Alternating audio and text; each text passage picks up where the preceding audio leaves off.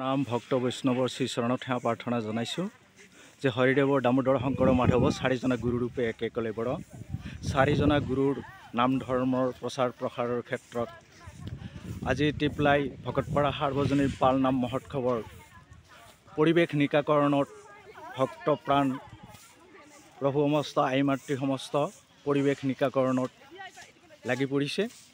গতিকে 11 সংখ্যক এই পালনাম মহোৎসৱ ভাগি তিনিদিনীয়া কাৰ্যসূচী ভগৱন্তৰ কৃপা তথা ভক্ত বৈষ্ণৱৰ কৃপাতে যাতে সুচাৰুৰূপে পাৰ হৈ যায় এইখিনিকে কামনা কৰি আজি পৰিৱেশ নিকাকৰণত ভক্তপ্ৰাণ প্ৰভু সমস্ত আই মাতৃ সমস্তই লাগি পৰিছে।